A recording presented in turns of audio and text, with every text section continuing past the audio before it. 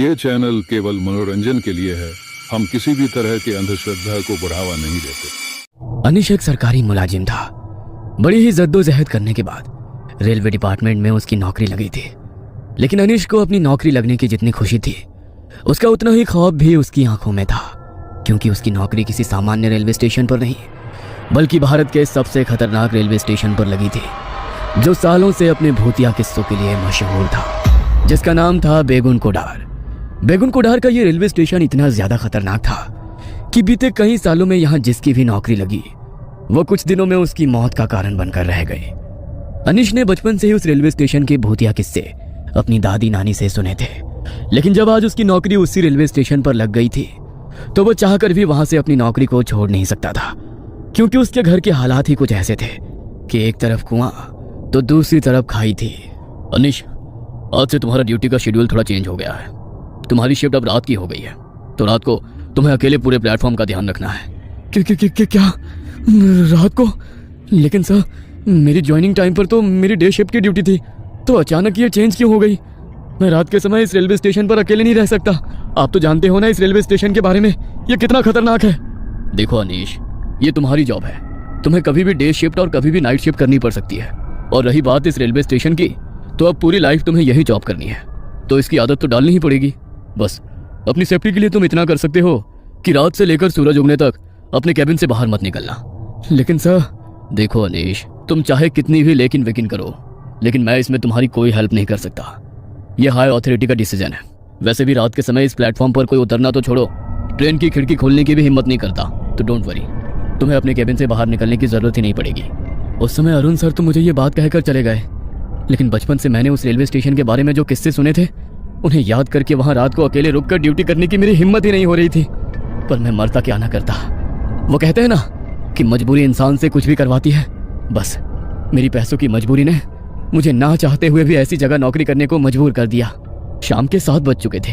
रात के 10 बजे से मेरी शिफ्ट शुरू होने वाली थी, तो मैं तैयार होकर अपने क्वार्टर से घड़ी में ठीक 9:30 बजते ही निकल गया। वहां से रेलवे स्टेशन ज्यादा दूर नहीं था, तो मैं 10 बजने से थोड़ी देर पहले ही स्टेशन पर पहुंच गया। जब मैं कैबिन में पहुंचा तो डे शिफ्ट वाले जुगराल सर वहां से निकलने की तैयारी कर रहे थे। उन्होंने अपना बैग उठाया और मेरा कंधा थपथपाकर वहां से चले गए। उनके जाते ही अभी तक जो मेरा मन थोड़ा शांत था, वो अब बेचैन सा होने लगा।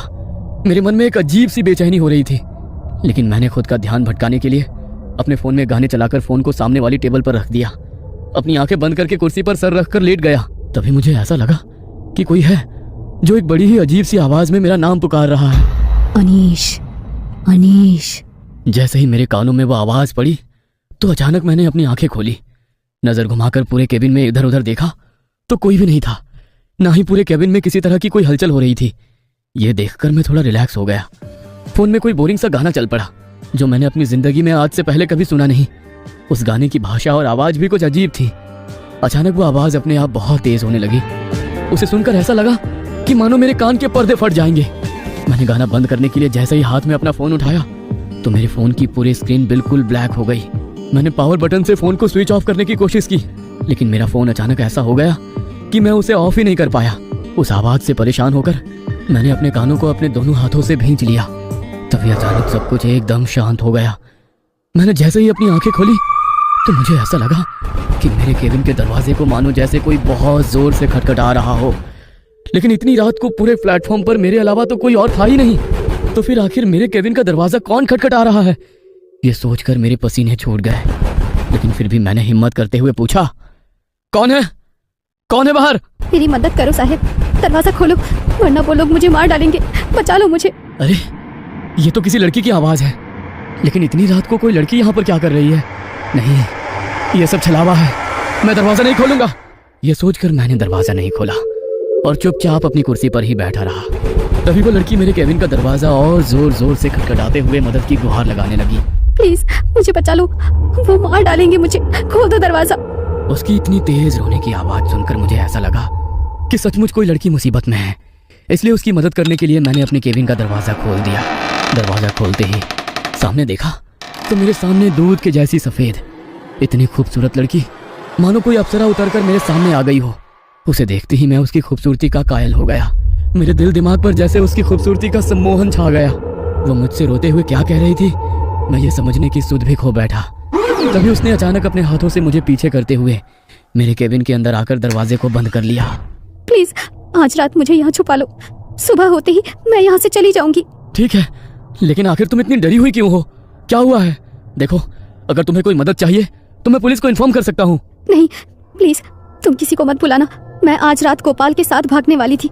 बहुत प्यार करते हैं हम दोनों एक दूसरे से, लेकिन ये बात मेरे बापू को पता लग गई। गोपाल तो किसी तरह यहाँ से निकल गया, लेकिन मैं यहीं रह गई। कल सुबह गोपाल मुझे लेने आएगा तो मैं उसके साथ यहाँ से चली जाऊंगी, लेकिन सुबह होने तक मेरी मदद कर दो। अगर मेरे घर वालों ने मुझे ढूंढ लिया तो वो मुझे जान से मार देंगे। मैं इसीलिए यहाँ पर आई, क्योंकि इतनी रात को डर के मारे कोई भी मुझे यहाँ ढूंढने नहीं आएगा। मेरी मदद करोगे ना? हाँ ठीक है, तुम चिंता मत करो, लेकिन लगता है कि तुम्हें ठंड लग रही है। जब से आई हो कपकपा रही हो। तुम यहाँ बैठ जाओ, तब तक मैं तुम्हारे लिए चाय लेकर आता हूँ, तुम्हें अच्छा लगेगा। जी। उसे वहां बैठाकर मैं केबिन के किचन में उसके लिए चाय बनाने चला गया। चाय बनकर तैयार हो गई थी। मैं बस चाय लेकर उसके पास जा ही रहा था कि तभी मुझे उसकी चीखने की बहुत तेज आवाज सुनाई दी। उसकी चीख सुनकर मेरे हाथ में पकड़ा चाय का कप मेरे हाथ से छूटकर नीचे गिर गया। मुझे लगा कि उस लड़की के घर वालों ने कहीं उसे पकड़ तो नहीं लिया। यह सोचकर मैं बड़ी ही हड़बड़ी में किचन से बाहर आया तो मैंने देखा कि मेरे केबिन का दरवाजा खुला हुआ है और वो लड़की भी वहां पर नहीं है। केबिन के फर्श पर खून की कुछ छींटें पड़ी है। मुझे उस लड़की की चिंता हुई। मैं जल्दी से अपने केबिन से बाहर निकला तो केबिन की दाहिनी ओर से मुझे फिर से उसकी चीख सुनाई दी। मैं भागकर उसकी ओर गया तो देखा वो लड़की जमीन पर बैठी हुई है। उसकी पीठ मेरी तरफ थी। वो रोते हुए अपने हाथ से कुल्हाड़ी लिए बेरहमी से किसी पर वार कर रही थी। यह नज़ारा देखकर मुझे अपनी आंखों पर यकीन नहीं हो रहा था कि जो लड़की अभी कुछ मिनट पहले मेरे पास आकर मदद की गुहार करती हुई रो रही थी, अभी वो लड़की अपने हाथों से कुल्हाड़ी लिए बेरहमी से किसी पर ऐसे वार कर रही है। यह देखकर मुझसे रहा नहीं गया। मैंने उसे आवाज लगाई, ये क्या कर रही हो तुम? किसी को मार डाला क्या तुमने? मेरे इतना कहते ही उसने कुल्हाड़ी से वार करना बंद कर दिया और उसने अपनी गर्दन मोड़कर जैसे ही मुझे देखा तो डर के मारे मानो मेरी आत्मा मेरे शरीर से निकल गई हो। उसका पूरा चेहरा खून से लथपथ था। आंखों की जगह बस काली पुतलियां थी।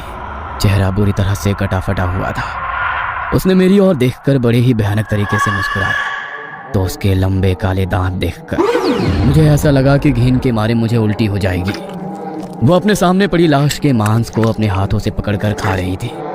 उसे देखकर मैं इतना डर गया कि डर के मारे मेरे पैर वहीं जम गए। तभी उसने फिर से मेरी ओर बड़ी ही भयानक हंसी के साथ हंसते हुए देखा और अचानक वहां से भाग गई। मुझे लगा कि अब वो वहां से चली गई है, इसलिए मैं थोड़ी आगे जाकर उस लाश को देखने गया ताकि पुलिस को इसकी खबर दे पाऊं। लेकिन जब मैं उस लाश के पास पहुंचा तो उसे देख मानो मेरा कलेजा मेरे हाथ में आ गया।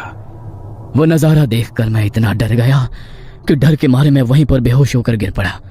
सुबह जब मेरी आंख खुली तो मैं अपने केबिन के चेयर पर था। प्लेटफॉर्म से बहुत शोर सुनाई दे रहा था। मैंने बाहर निकलकर देखा तो प्लेटफॉर्म पर काफी सारे लोगों का जमावड़ा लगा हुआ था। प्लेटफॉर्म पर किसी की लाश पड़ी थी, इसलिए मैं भी लोगों के बीच से जाकर उसे देखने गया तो डर के मारे मेरी आत्मा सिहर उठी, क्योंकि लोगों के बीच पड़ी वो लाश किसी और की नहीं बल्कि मेरी ही लाश थी। इस रेलवे स्टेशन पर पोस्टिंग वाले हर ऑफिसर की तरह ही आज मेरी भी मौत हो चुकी थी। अगर आपको कभी इस रेलवे स्टेशन पर एक रात बिताने का मौका मिले तो क्या आप यहाँ आना चाहेंगे? शायद मेरी ही तरह वो लड़की आपके पास भी मदद की गुहार लेकर आ जाए।